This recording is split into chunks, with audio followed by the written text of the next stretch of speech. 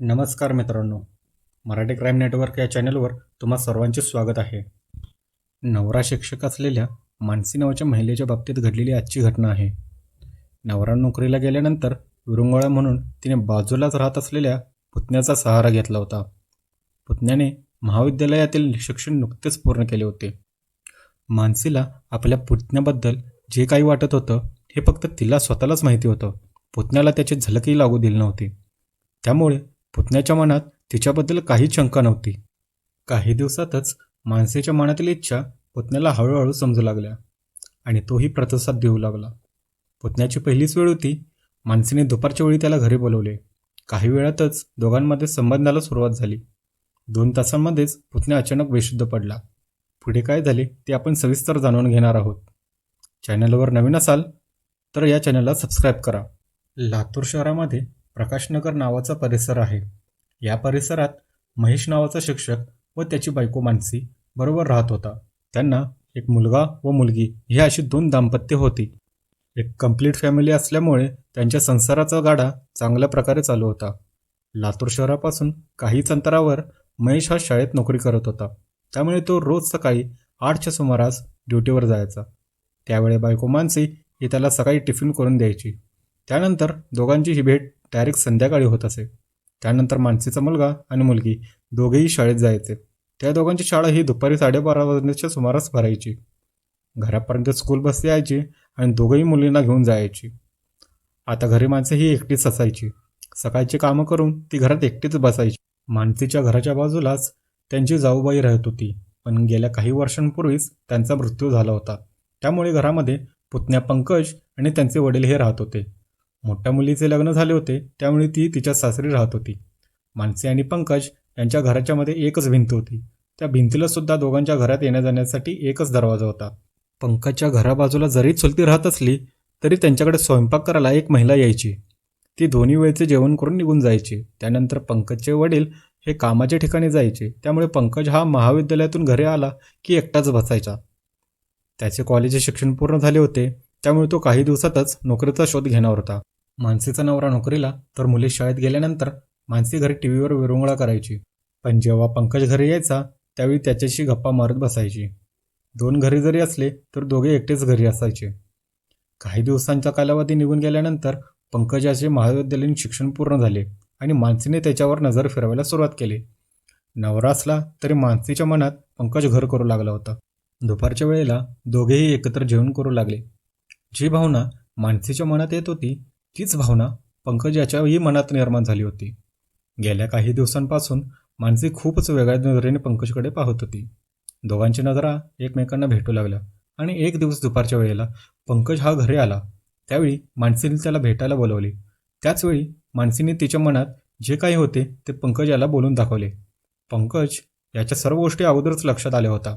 त्यामुळे पंकज याने मानसीला होकार दिला आणि काही वेळातच मानसी आणि पंकज यांच्यामध्ये शरीर संबंध सुरू झाले. दुपारची वेळ होती. 2 तास दोघांमध्ये जे काही चालू होतं त्याचा परिणाम पंकज याच्यावर झाला, कारण त्याची ही पहिलीच वेळ होती. पंकज याने 2 तासाचा टप्पा पार करताच तो बेशुद्ध पडला. संध्याकाळचे 4 वाजले होते. त्याचवेळी मानसीचा नवरा शाळेतून घरी येण्याची वेळ झाली होती. पंकज याची ही अवस्था पाहून मानसी हादरून गेली होती. पण काही वेळातच पंकज हा शुद्धीवर आला. पंकज शुद्धीवर येताच मानसीला थोडा आधार वाटला. जे काही झाले होते त्यानंतर हा पंकज मधल्या दरवाजाने त्याच्या घरात पोहोचला होता. थोड्याच वेळात मानसीचा नवरा घरी आला. जे काही झाले होते त्याची त्याला काहीच माहिती नव्हती. मुले देखील शाळेतून आले, मात्र पंकज आणि मानसी यांच्या चेहऱ्यावर ताण दिसत होता. काही दिवस निघून गेल्यानंतर पंकज आणि मानसीचे नित्यनेमाचे शरीर संबंध सुरू झाले. हे सगळं सुरू असताना एक दिवस मात्र अडचण झाली. पंकज आणि मानसी यांच्यात शरीर संबंध सुरू असताना मानसीचा शिक्षक नवरा अचानक घरी आला. त्या दोघांना उघड्या अवस्थेत पाहिले. त्यांची ही अवस्था पाहून त्याच्या पायाखाली जमीनच सरकली. त्यानंतर त्याने मानसी आणि पंकज यांना बेदम मारहाण केली. मात्र जे काही प्रकार चालू होता त्याबद्दल त्याने कोणालाही सांगितलं नाही. काही काळ निघून गेल्यानंतर पंकज हा पुणे येथे नोकरीच्या शोधात पोहोचला आणि मानसी नवऱ्यासोबत राहू लागली. पंकज याने पुणे येथे नोकरी शोधत असताना गाडीवर ड्रायव्हर म्हणून काम सुरू केले. त्या ठिकाणी त्याने रूम भाड्याने घेतली. काही दिवसांचा कालावधी निघून गेल्यानंतर त्याने पुन्हा मानसीबरोबर संपर्क करायला सुरुवात केली. 2 मुलांची आई असलेल्या मानसीने सर्व काही झाल्यानंतर शांत बसणे गरजेचे होते. पंकज याच्याबरोबर संपर्कात राहू लागली. काही दिवसांचा कालावधी निघून गेल्यानंतर पंकज आणि मानसीला तुम्ही माझ्याबरोबर पुणे येथे राहायला याल का असे विचारले. मानसीनेही होकार दिला.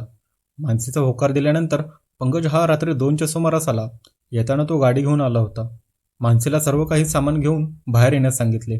घरात नवरा आणि मुले झोपल्यानंतर मानसी मध्यरात्रीच्या सुमारास घरातून बाहेर पडली आणि पंकज व मानसी हे दोघंही गाडीने पुणे येथे आले. पंकज याने 1 RK खोली भाड्याने घेतली होती. गावाकडे मोठा बंगला सोडून मानसी एका रूममध्ये राहण्यासाठी तयार झाली होती. सकाळ झाली. त्यावेळी मानसी घरात दिसून आली नाही. त्यावेळी तिचा नवरा हादरून गेला. मुले उठले. ते सुद्धा आईच्या नावाने ओरडत होते, पण मानसी त्यांना कुठेच दिसून आले नाही. मानसीच्या नवऱ्याला लक्षात आलं होतं की हा सर्व काय प्रकार आहे. त्याने आपल्या भावाला पंकजबद्दल विचारणा केली. त्यावेळी तो पुण्यात आहे असे समजले. त्याच्याशी संपर्क केला असता मानसी त्याच्याबरोबर असल्याचे लक्षात आले.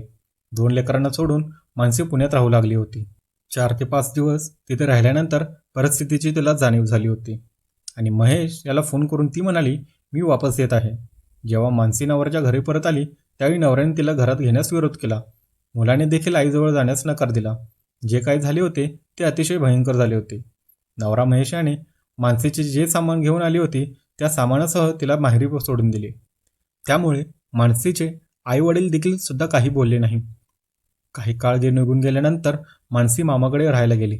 तिने आपल्या नवऱ्याला म्हणजेच महेशला मला राहायला यायचे असे सांगितले, पण नवरा महेश यांनी तिच्या एकाही प्रश्नाला उत्तर दिलं नाही. काही दिवसातच महेशने दुसरे लग्न केले. मानसीचे जे 2 मुले होते ते 2 मुले आता महेश दुसऱ्या बायकोबरोबर राहत आहेत. जी काही पापी भावना मानसीच्या मनामध्ये होती ती एका भावनेमुळे तिचा संसार मोडला होता. त्यामुळे आपण जीवनात कसे वागतो यावर भरपूर काही अवलंबून आहे. तर आपण पुन्हा भेटू अशाच एका नवीन क्राईम स्टोरी सोबत. तोपर्यंत धन्यवाद.